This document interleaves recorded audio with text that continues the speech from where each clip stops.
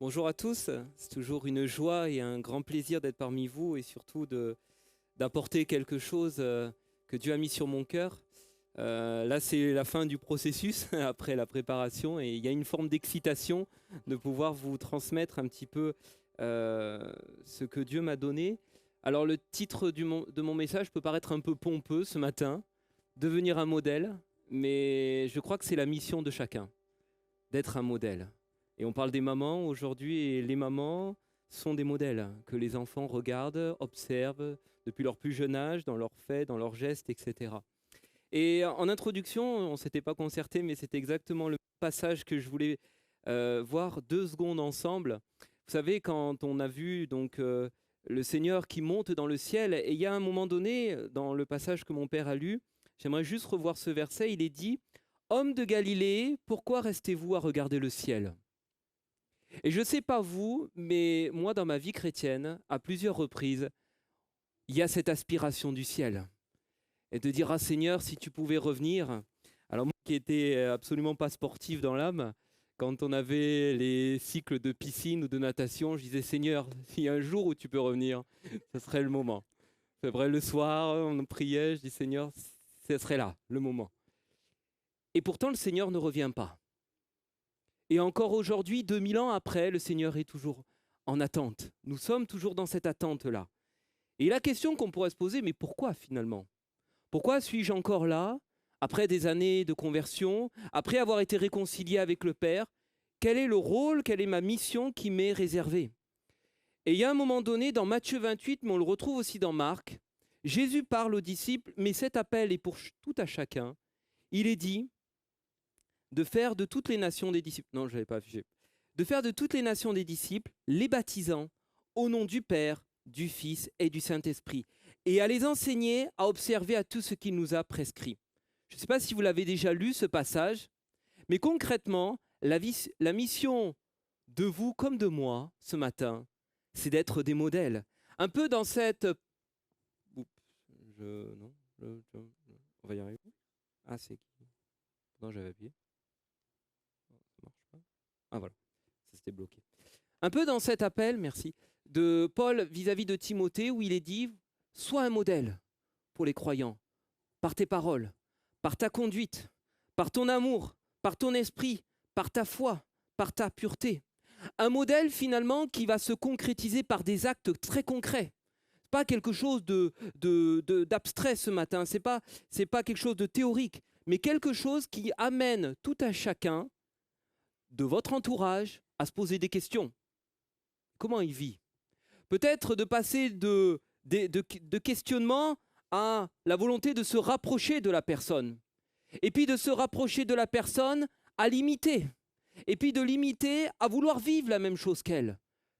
N'est-ce pas le désir ce matin de l'Église de voir des personnes autour de nous avoir cette envie de la relation que l'on a avec Dieu, de l'amour que l'on a avec Dieu, de l'amour que l'on a pour les autres. Dans la version du Nouveau Testament qui a été écrit en grec à l'origine, le mot modèle se traduit par le mot tupos. Et ça se traduit par marque, empreinte. Et on retrouve ce mot dans un passage qui est assez étonnant. Je n'avais jamais vraiment fait le lien avec ce passage. Je vais y arriver. Ce matin, ça va être un peu dur. Voilà.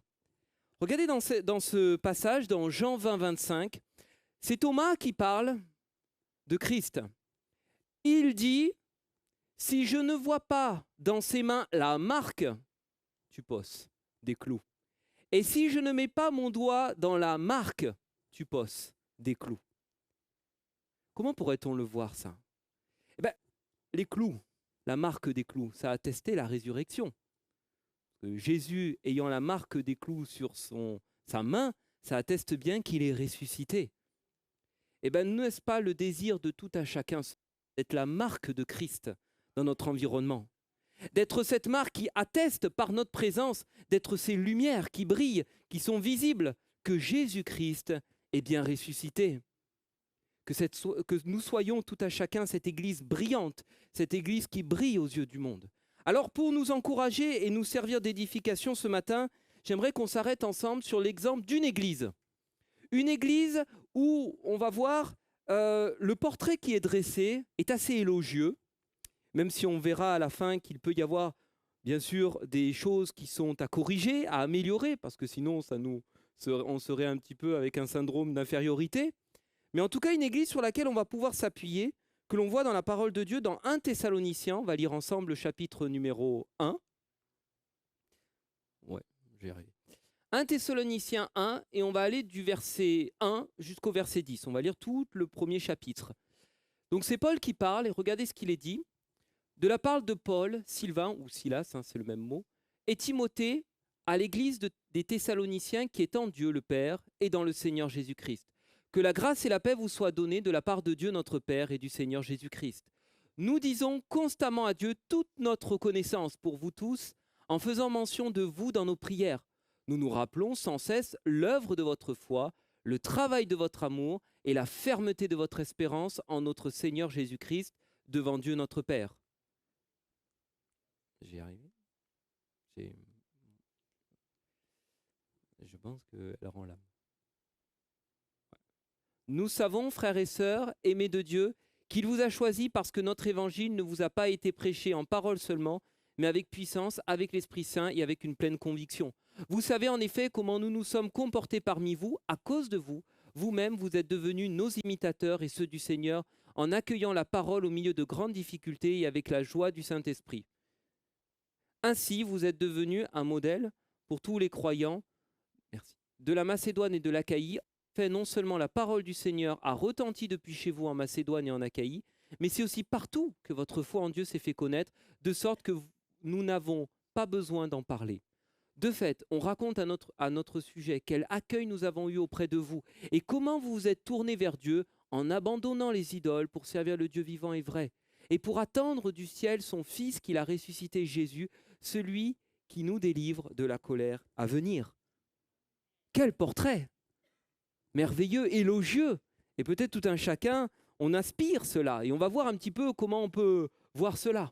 Alors si on fait un contexte très rapide, où sommes-nous? Nous sommes dans une ville qui s'appelle Thessalonique, où Paul a écrit deux épîtres aux Thessaloniciens. Alors on estime que c'est autour des années 50, donc ça serait peut-être les plus anciens écrits du Nouveau Testament. Et cette église-là dont il est dressé, elle n'a que un an. Un an. Parce que Paul est allé les voir en 49. Donc en 50, il écrit cette épître. Un an, cette église-là. J'insiste sur le un an parce que l'on va voir un petit peu ce que l'on peut en ressortir. Et si on fait un tout petit peu de géographie, alors je ne vais pas trop vous asséner de mes cours là-dessus, mais en tout cas, on peut comprendre 2-3 termes là-dedans. Thessalonique, en fait, c'est une grande métropole. C'est 100 000 à 200 000 personnes à cette époque. Une ville portuaire qui voit beaucoup d'échanges de personnes qui viennent et qui partent. Et une ville qui se trouve justement la grande métropole de la Macédoine. La Grèce a été divisée en deux parce qu'elle a été occupée par les Romains. Vous avez la Macédoine au nord, c'est pour ça qu'on a les deux termes, la Macédoine au nord et l'Achaïe au sud. Donc ça forme la Grèce actuelle. Et dans cet endroit-là, vous avez une ville qui s'appelle Thessalonique. Alors, Thessalonique, ça vient d'où? Ça vient d'un homme qui s'appelle Cassandre, qui a épousé la demi-sœur d'un homme que peut-être ça parle à quelqu'un, Alexandre le Grand, un grand conquérant, et sa femme s'appelait Thessaloniké. Et il a donné son nom à cette ville. Et Thessaloniké, ça veut dire quoi? Victoire sur ce qui est faux. C'est pas une bonne... Ça annonce pas mal de choses. Hein. Victoire sur ce qui est faux. Est-ce que l'Église que l'on va voir naissante dans un environnement très polythéiste, est-ce que c'est pas beau de voir cette victoire sur d'autres choses? Moi, j'aimerais m'arrêter sans plus tarder sur le premier point. Peut-être là. Tu as ciblé où? Voilà. Premier point, une église qui est devenue un modèle. On le voit au verset 7. Ouais, voilà. Sinon, il n'y a que des versets, si ça ne te dérange pas. Ouais, parce que là, c'est toi. Donc, ok, j'arrête alors. Parce que sinon, à la caméra, ils vont dire tiens, il joue au laser game aujourd'hui. Donc, verset 7. Ainsi, vous êtes devenus un modèle pour tous les croyants de la Macédoine et de l'Achaïe. C'est-à-dire que leur exemple n'a pas touché simplement leur ville, mais toute la Grèce. Et pourtant, on peut se poser la question, mais comment une église si jeune a pu avoir tant de retentissement dans toute une région, en sachant qu'à l'époque, l'avion n'existait pas, Internet n'existait pas, les déplacements étaient plus ou moins longs. Sur quoi a reposé leur influence? Quel a été leur rayonnement? Alors déjà, j'aimerais rassurer tout un chacun, Ce n'est pas réservé à une élite, le message d'aujourd'hui. Le message d'aujourd'hui, devenir un modèle, vous voyez, ce n'est pas comme dans le milieu professionnel, où c'est le poste au bout de tant d'années d'études ou d'années dans l'entreprise. C'est réservé tout à chacun. Parce qu'une église qui a un an, qui vit tant de choses, on peut se dire que finalement, c'est pour tout à chacun. Du moment donné où tu as accepté le Seigneur, du moment donné de ta conversion, tu peux vivre cela. Tu peux entrer pleinement dans ce modèle. Tu peux être pleinement cette marque et cette empreinte. Amen. Et qu'est-ce qui a joué? Qu'est-ce qui a joué? On le voit au verset 2, Paul a été profondément reconnaissant. Il a approuvé leur exemple. Il dit, nous disons constamment à Dieu toute notre reconnaissance pour vous tous, en faisant mention de vous dans nos prières. Le super apôtre Paul valide leur modèle. Alors creusons, qu'est-ce qui a justement été les 3 piliers de leur modèle? 3 valeurs, 3 vertus chrétiennes que l'on voit au verset 3, regardez. Nous nous rappelons sans cesse. 1. L'œuvre de votre foi. 2. Le travail de votre amour. 3. La fermeté de votre espérance. Foi, amour, espérance. Les 3 apparaissent régulièrement dans la Bible. Peut-être que vous connaissez peut-être mieux ce passage de 1 Corinthiens 13 qui dit maintenant donc ces 3 choses demeurent, la foi, l'espérance, l'amour, mais la plus grande des 3, c'est l'amour. Mais ces valeurs-là, quand on voit le verset 3, ce ne sont pas des choses sur un fronton d'un bâtiment comme des choses qui seraient un petit peu figées. Ce n'est pas le liberté, égalité, fraternité. Parce que quand on va prendre le détail de chacun, les mots sont associés avec une action. Il y a une dynamique derrière. Ce n'est pas la foi. Regardez ce qu'il est marqué. L'œuvre de votre foi. La version Semeur dit la foi agissante. La parole nous dit dans Jacques que la foi sans les œuvres, elle est morte. Ce n'est pas la foi simplement de la conversion. Elle est très importante. C'est une déclaration, c'est une position. Mais c'est une foi quotidienne. Une foi de tous les jours. Une foi quand ça va bien et puis une foi quand ça va mal. Une foi qui prend position face à l'inquiétude. Une foi qui prend position face à la peur. Une foi qui prend position face aux inquiétudes qui peuvent nous environner. Et on le voit au verset 8, regardez cette foi, elle a dépassé les périmètres de l'assemblée. Parce qu'il dit, votre foi, c'est partout qu'elle s'est fait connaître. Quelle foi! Cette croyance et cette confiance en Dieu profonde et puissante. Et parce que la ville de Thessalonique était une ville portuaire au milieu de plein de carrefours, de routes commerciales, les chrétiens ont bénéficié de cette situation pour évangéliser. Et ça a permis que leur foi, leur témoignage soient connus au-delà de la cité. Est-ce que c'est votre désir ce matin? Qu'on puisse dire de vous, il a une foi exceptionnelle. Sa foi, elle a été connue dans tout le monde. La deuxième chose, le deuxième point, c'est qu'on voit que l'amour, il est dit le travail de votre amour. Ou alors un amour actif, nous dit Semeur. Et là, je pense à ce passage que vous connaissez dans 1 Jean, alors je ne l'ai pas affiché, 1 Jean 3,18, où il est dit que votre amour ne se limite pas à des discours, ne se limite pas à de belles paroles, mais qu'il manifeste sa réalité par des actes. Un amour concret. Vous savez, pas l'amour de je t'aime, théorique, une belle lettre qui n'a rien comme substance, mais un amour qui se voit. Regardez au verset 9, comment ils l'ont prouvé cet amour. Il dit, Paul, de fait, on raconte à notre sujet quel accueil nous avons eu auprès de vous. Quel enthousiasme! Ils ont eu un accueil et en plus d'autres personnes sont allées voir Paul en disant cette ville, elle t'a rendu un sacré accueil. Donc j'imagine que ce n'était pas simplement des paroles de politesse, mais qu'il y avait une profonde joie, un cœur profond d'amour en eux. La troisième chose, c'est qu'on dit que cette espérance, elle est ferme. Ou alors, il est dit aussi dans une autre version, la persévérance soutenue par votre espérance. Et vous savez à quoi ça me fait penser? À cette belle image dans la Bible que j'aime dans Hébreux, où il est dit, quand on pense à notre héritage, quand on pense à la vie éternelle, l'espérance en nous, elle est comme une encre sûre et solide de l'âme. Il y a la fermeté. Vous savez, ce n'est pas une espérance qui flotte un petit peu, qui nous fait survoler un petit peu la réalité, mais quelque chose qui est profond en nous, qui est ancré en nous, si on reprend le mot encre. Et quand on associe les trois, la foi, l'espérance, l'amour, pourquoi elles sont associées? Parce que l'une ne va pas sans l'autre. Il y a comme une synergie, il y a comme une association positive entre elles, un cercle vertueux. Parce que la foi, elle a besoin d'amour pour s'exercer. Sans amour, la foi, elle est vaine. C'est par conscience de l'amour de Dieu pour nous. C'est par tristesse que parfois, quand on voit les personnes autour de nous, une profonde compassion pour eux, qu'on a cette position de foi et donc la foi va se mettre en action. Mon frère, ma sœur, tu n'as pas une foi stérile, pas simplement de je crois, point, comme une formule magique que tu pourrais réciter, mais une foi qui se concrétise tous les jours. Et puis la foi, elle va s'appuyer sur l'espérance, parce que l'espérance, elle est ancrée dans notre foi. Elle est ancrée dans notre foi, l'espérance. Et la foi, elle va se nourrir et se puiser de l'espérance. Où il est dit, comme on le voit au verset 10, et pour attendre du ciel son Fils qu'il a ressuscité. La foi, l'espérance et l'amour. Alors, comment finalement ces valeurs, ces vertus, ces piliers ont-ils pu se développer? Cette Église si jeune a-t-elle pu à ce point arriver à un tel stade de foi, d'amour, d'espérance? Comment elles ont pu prendre leur place en elle? Regardez le deuxième point de mon message, un modèle qui repose sur une bonne disposition de cœur. Et c'est là que tout commence. Parce que là, on voit ce qui est manifeste, visible, extérieur. Mais qu'est-ce qui s'est passé dans leur cœur? Qu'est-ce qu'il y a eu comme transformation qu'il y a eu en eux, qui a permis à la foi, à l'espérance et à l'amour de se développer? Regardez au verset 5-6, il dit « Notre évangile ne vous a pas été prêché en parole seulement, mais avec puissance, avec l'Esprit Saint et avec une pleine conviction. Vous-même, vous êtes devenus nos imitateurs et ceux du Seigneur en accueillant la parole au milieu de grandes difficultés avec la joie du Saint-Esprit. » Dès le départ, quand ils ont écouté et entendu la parole de Dieu, qui a été prêchée par Paul et Silas, ça a duré, vous savez quoi, 3 sabbats. On peut élargir un tout petit peu, 2 mois. 2 mois d'enseignement. C'est court. 2 mois maximum.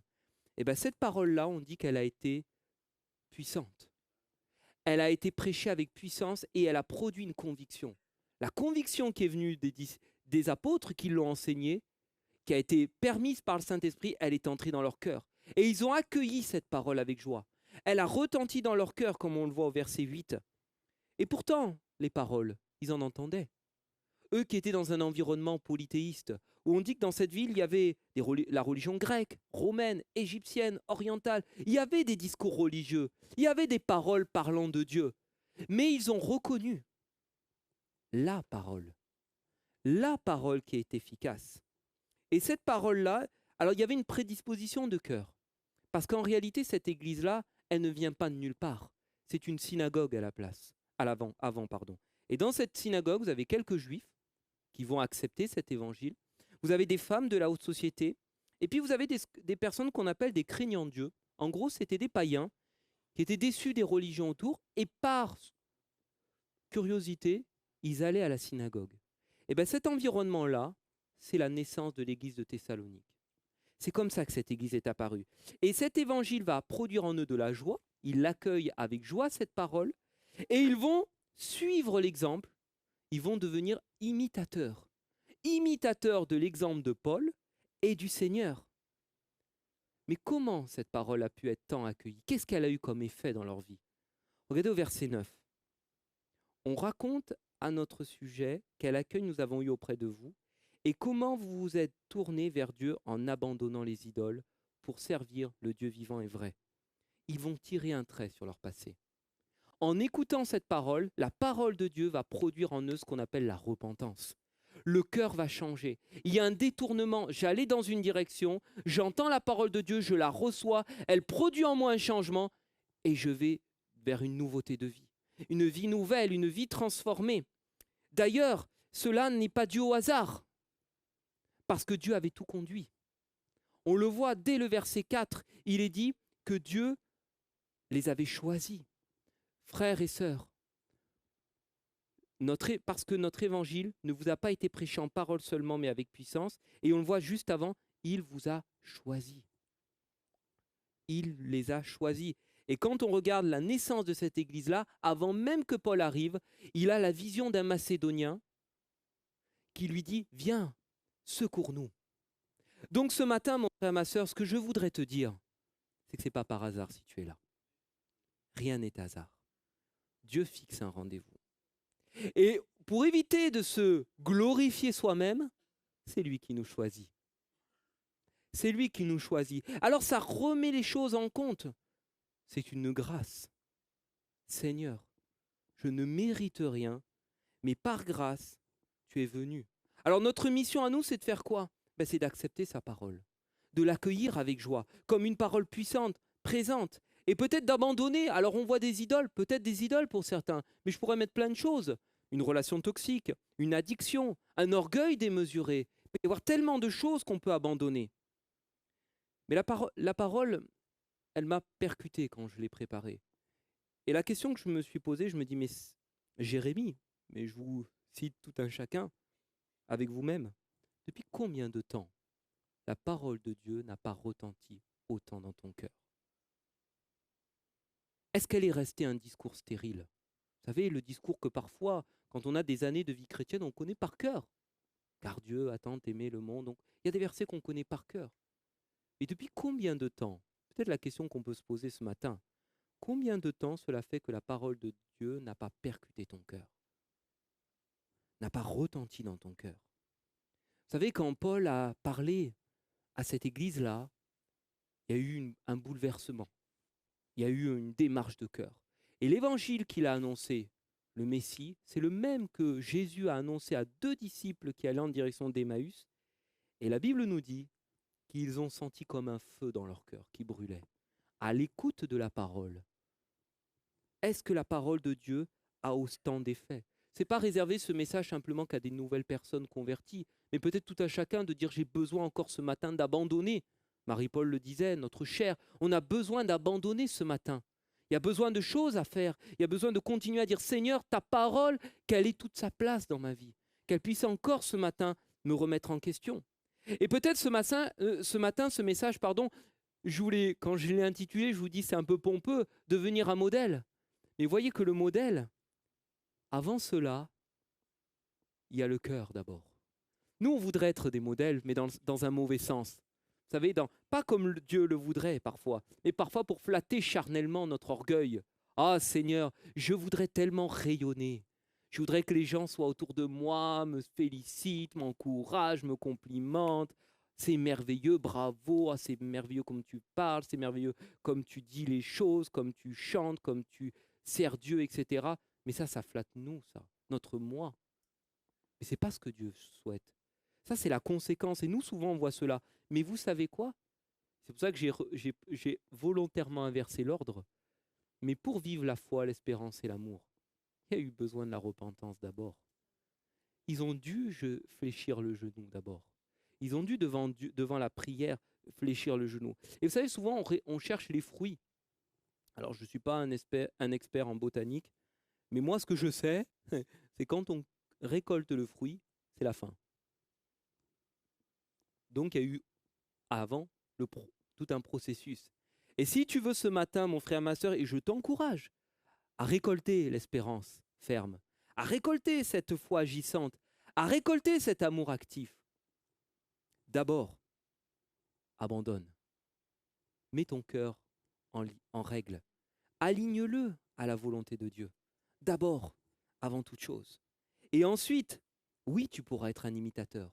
Oui, tu pourras être un modèle. Oui, tu pourras être un exemple, mais avec de bonnes choses. Vous savez quoi? Parce que quand on fait les choses et qu'on a conscience de là où on était, on les fait complètement différemment.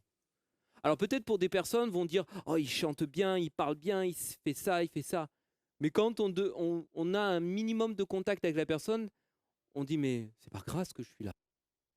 C'est par grâce. Si je fais ça, c'est pas par mon mérite. Parce que je sais où j'étais. Je sais ce qui s'est passé. Je sais l'œuvre de transformation.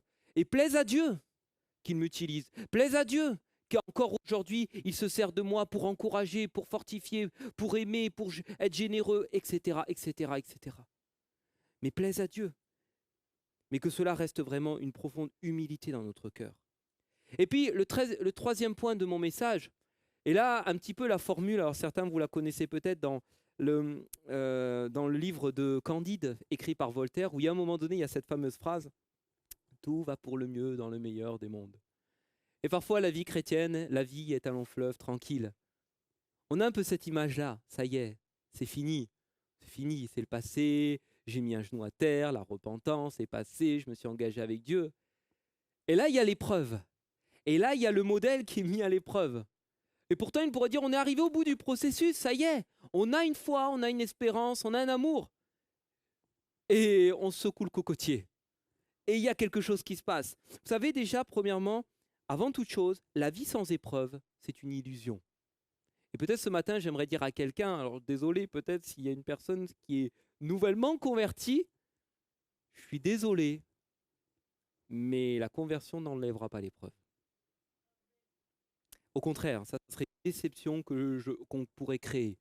Quand vous regardez dans la parole de Dieu, les deux maisons, celle qui est construite sur le sable, celle qui est construite sur le rocher, elles ont subi les mêmes épreuves, les mêmes choses, les mêmes catastrophes. Mais celle qui est sur le rocher, celle qui fait confiance à la parole de Dieu, celle qui a comme appui le Seigneur, qui est fidèle, elle a tenu debout. Et c'est ça toute la différence. Et c'est ce que l'on va voir avec cet exemple de cette église-là. Mais on le voit, regardez, dès le verset 6, où on pourrait dire ils sont déjà dans un environnement difficile, ils acceptent le Seigneur, ils accueillent la parole avec la joie, mais regardez ce qu'il y a au milieu. Ils accueillent la parole avec la joie, mais regardez ce qui est marqué. Ça, j'aime pas ça. Je sais pas vous. Au milieu de grandes.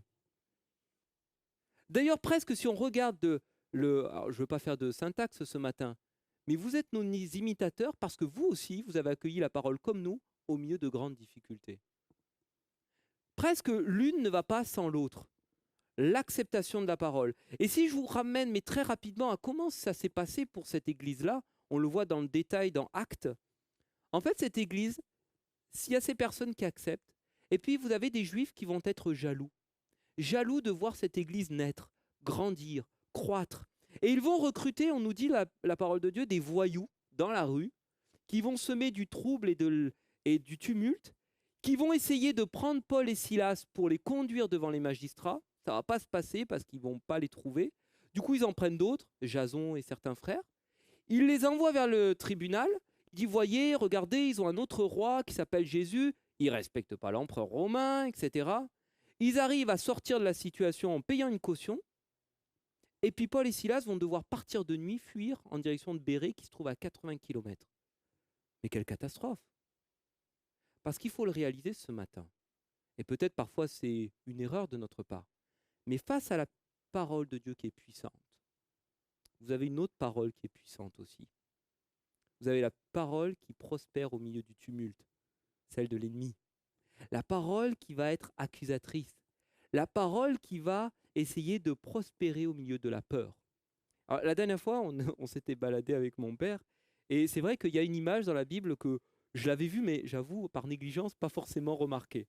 Et on parlait, il y a un moment donné, on était en train de se balader, il me dit, regarde, tu vois, là, au bord du chemin, je dis, oh, il y a des blés, etc. Il me dit, non, ça, c'est pas les blés, c'est les livrets. Je dis, mais c'est vraiment des blés, quoi. Et je fais, ah, mais alors c'est ça, l'ivraie. Donc ça ressemble tant que ça au blé. Et là, vous avez une parole qui est puissante. Le diable singe Dieu. Il va faire pareil. Cette parole, elle va amener de l'effet. Cette parole, on pourrait dire que, je ne sais pas vous, mais quand Paul part précipitamment, on pourrait dire qui c'est qui a gagné? C'est l'ennemi.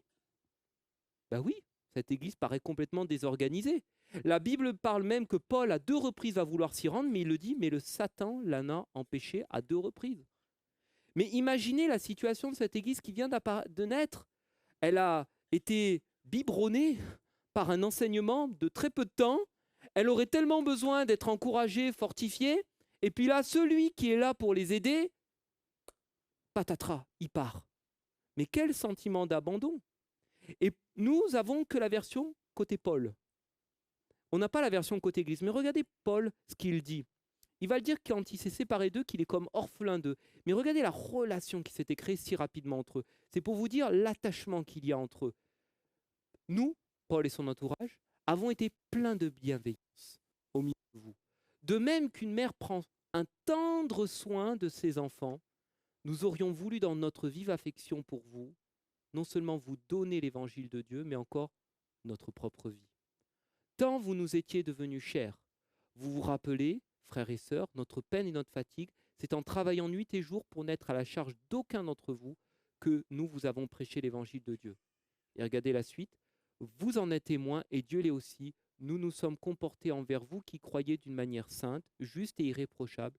Vous savez aussi que nous avons été pour chacun de vous ce qu'un père est pour ses enfants. Nous vous avons encouragé, réconforté. Quel attachement! On peut imaginer quand il dit vous êtes nos imitateurs ce que ça veut dire. Vous imitez ce modèle-là de tendresse. Et bien ce modèle-là, cette tendresse-là, elle va être stoppée. Est-ce qu'il t'est pas déjà arrivé de prier et de rien entendre? Pourtant ta vie était en règle avec Dieu. Pourtant tu marchais dans ses voies. Mais rien, un silence, rien ne se fait entendre. Et peut-être qu'il peut y avoir ce sentiment d'abandon. Et Paul d'ailleurs va tellement être dans la crainte de dire mais ça y est, tout est foutu. Une nouvelle église est apparue et puis il n'y a plus rien. Il va dire on va envoyer Timothée. On envoie Timothée, moi je ne peux pas venir, j'ai été empêché, on envoie Timothée pour essayer d'affermir leur foi. Parce qu'il dit, on a eu crainte d'avoir travaillé pour rien, que tout soit parti. Et le rapport que l'on a de Timothée, c'est l'épître des Thessaloniciens. Et vous savez ce qu'il est dit? Il a constaté, Timothée, que leur foi, elle est restée. Elle n'a pas failli. Amen. Leur foi n'a pas failli. À tel point, elle a tellement pas failli, regardez au verset 7 à 8, on vient de le lire, c'est partout que votre foi en Dieu s'est fait connaître. C'est-à-dire qu'ils ont perdu la présence de Paul, mais ils ont gardé foi, même plus qu'ils ont gardé foi, leur foi a été connue. Et elle a d'ailleurs réconforté Paul. Il y a eu un effet boomerang. Paul a apporté et il a été réconforté par leur exemple. Et la Bible nous parle de l'épreuve de notre foi. Et l'épreuve de notre foi, comme dit l'apôtre Pierre, elle aura pour résultat la louange, l'honneur et la gloire lors de l'apparition de notre Seigneur. Et ça, c'est un modèle éprouvé par le feu.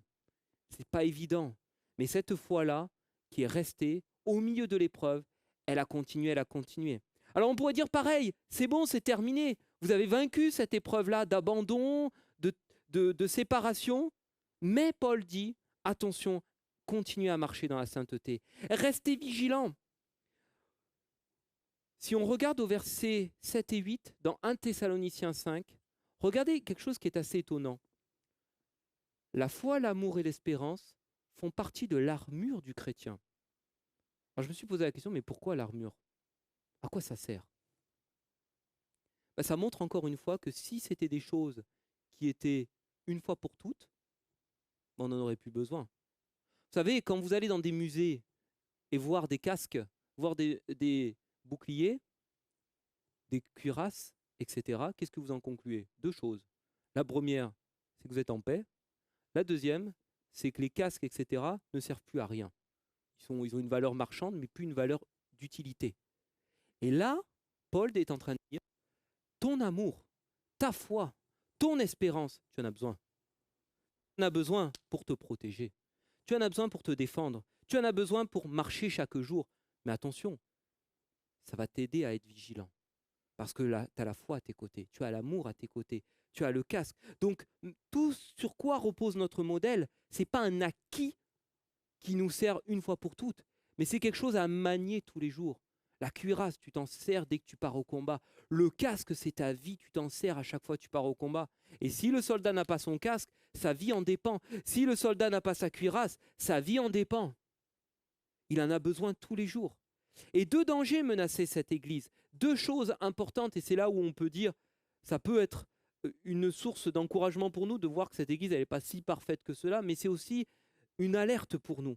Le premier danger, c'était l'environnement autour d'eux qui pouvait les conduire pour certains dans l'immoralité sexuelle. Et Paul dit, attention, abstenez-vous de tout cela. Et puis le deuxième, qui est assez étonnant, c'est l'utilisation d'un mot que l'on retrouve que dans cet épître, qui veut dire ataktos. Et ataktos, le mot grec, ça veut dire paresse, oisiveté.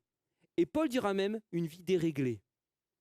Alors, je me suis étonné, mais pourquoi finalement Paul est si sévère envers eux? D'ailleurs, il dit même, ça va faire que vous n'avez pas un bon témoignage parce que certains, sans travailler, ils se mêlent des affaires des autres. Déjà, premièrement, ils n'ont pas imité l'exemple de Paul, parce que Paul, il dit, on l'a lu tout à l'heure, Ils ont travaillé avec peine et avec fatigue sans dépendre des autres. Mais vous savez pourquoi ils faisaient cela? Pourquoi ils ne travaillaient pas? Pas pour toucher les allocations, etc. Vous voyez, le discours que l'on peut entendre dans certains milieux. Non. Ils avaient un argument. Et on pourrait dire, waouh, c'est merveilleux cet argument. Leur argument, c'était quoi? Jésus va bientôt revenir. Jésus va bientôt revenir. Ils le pensaient sincèrement. Jésus va bientôt revenir. Alors à quoi ça sert? Et là où il y en a certains très très très spirituels, les TTS, les très très spirituels, on dira quand même, Marthe, elle travaille. Qui a eu de la valeur? Marie, au pied de Jésus qui attendait. Et là, le Seigneur est peut-être en train de te mettre en garde sur deux dangers. Le premier, c'est le danger du chrétien caméléon. Il se fond dans le monde. Il y a cet environnement autour de lui et il fait comme le monde pour être passé inaperçu. Et puis le deuxième danger que l'on retrouve dans l'histoire, c'est le chrétien forteresse. C'est le chrétien, j'ai la foi, l'espérance, l'amour, bam, bam, bam, bam, je mets des murailles autour. Et puis le monde, le monde, le monde, le monde. D'ailleurs, certains parlent tellement du monde et le voient tellement pas qu'on se demande les références qui sont encore d'actualité. Ah oui, mais le monde, ah non, le monde, non, non, non. Non, quand même, vous imaginez, Dieu, le monde, c'est pas possible. Je suis trop spirituel pour être en contact avec le monde. Donc je reste entre nous, dans mon club chrétien. Entre nous, on se sert les uns les autres. Juste une parenthèse. Heureusement que Jésus n'a pas dit à ses disciples, écoutez, vous 12, vous avez compris, on fait une forteresse, puis on s'arrête là. Heureusement. Mais peut-être de se dire ce matin tout à chacun, mais allons, allons par tout le monde, sans être modifié par le monde, parce que tu as en toi cette foi, cette espérance et cet amour qui va te permettre de rester, de veiller, ne t'inquiète pas, mais reste dans ma volonté. Et pour conclure, tout simplement, j'aimerais dire très rapidement, être un modèle, ce n'est pas une chose qui est innée. Ce n'est pas quelque chose qui est inné. Tu ne deviens pas chrétien parce que tu es né dans une famille chrétienne. Alors c'est une grâce quand tu es né dans une famille chrétienne. C'est une grâce quand ton environnement t'a parlé de Jésus depuis ton plus jeune âge. Je bénis le Seigneur chaque jour d'avoir pu éviter certaines choses. Mais ce n'est pas quelque chose qui est inné. Ça passe par une acceptation. Il nous choisit et nous acceptons sa parole. Et ainsi, tu deviens, si tu as un cœur repentant, un modèle. Un cœur repentant qui te permet de devenir un modèle. Pas un modèle orgueilleux, prétentieux, etc., qui peut-être un jour se mettra à genoux. Non, dès le départ, tu mets un genou devant Dieu. Tu es conscient de la grâce qu'il t'a fait. Et un modèle qui grandit, et malgré les épreuves et les difficultés, qui exerce sa foi, exerce ton amour, exerce ton espérance. Et sachez que, en agissant ainsi, les autres nous regardent et nous brillons autour de nous. Et parfois on pourrait dire, mais Seigneur, est-ce que je suis encore un sujet de gloire alors que je suis au milieu de plein d'épreuves, au milieu de plein de difficultés? Et parfois les autres autour de nous disent, mais là, quand je vois tout ce que tu as passé et quand je vois que tu t'accroches encore à Dieu, quand je vois, malgré les problèmes de santé, etc., ce que tu fais, là vous impactez. Ce n'est pas les paroles, ce n'est pas les versets, ce n'est pas les discours. N'ayez pas un amour, n'ayez pas une foi, n'ayez pas une espérance stérile, théorique, mais pratique et concrète. Et je terminerai sur, n'est-ce pas le désir de tout un chacun? Là où on est dans un monde où via les réseaux sociaux on parle d'influenceurs, certains en font un métier, ils sont influenceurs. Est-ce que l'Église ne pourrait pas être de bons influenceurs? De bons influenceurs. Pas des gens bizarres, pas des gens déconnectés, pas ceux qui ont une espérance, vous voyez, un petit peu, voyez, un peu, oula, lui, il est un peu hors monde, là. Non, des gens qui écoutent, des gens qui aiment sincèrement, des gens qui ont une vraie foi, des gens qui ont une espérance, mais pas une espérance factice, mais une espérance réelle. Des gens qui ont une vraie compassion pour ceux qui souffrent. C'est ça, je pense, que l'apôtre Paul était en train de vanter pour les Thessaloniciens. Et c'est ça qui est pour tout un chacun, même 2000 ans après encore, notre objectif. Pose-toi la question, pourquoi Dieu ne m'a pas repris? Tu as peut-être 90 ans, pourquoi Dieu ne m'a toujours pas repris? Parce que tu as encore un rôle à jouer. parce que tu as encore une mission, parce que peut-être tes enfants, tes petits-enfants te voient à l'œuvre encore. Et ils sont touchés par ton exemple, ils sont touchés par ton témoignage. Marque l'environnement. Sois cette marque et cette empreinte, des marques des clous de Jésus aux mains, et que le monde à travers nous puisse attester, mais il est ressuscité. Amen. Seigneur Jésus, nous voulons te bénir et te glorifier ce matin. Oui, toute la gloire te revient, Père. Tu es notre modèle, Seigneur Jésus. Nous voulons te ressembler, mais nous voulons aussi marcher dans cette vie, Seigneur, de disciple. Nous voulons être un disciple et nous voulons faire des disciples. Nous savons, Seigneur mon Dieu, que cela demande parfois un abandon, de déposer devant tes mains, Seigneur mon Dieu, nos difficultés et nos peines. Mais nous voulons aussi endosser cette armure, endosser, Seigneur mon Dieu, ces valeurs. Accorde-nous cette foi qui agit. Augmente notre foi, Seigneur, une foi qui ne doute pas. Augmente notre amour, Seigneur, comme le Samaritain, Seigneur mon Dieu, un amour sans calcul, un amour désintéressé, un amour concret. Que l'espérance soit comme une encre solide et sûre dans notre âme.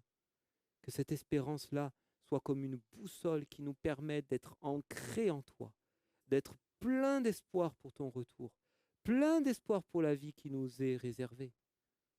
Seigneur, aide-nous. Sois à nos côtés, mon Dieu.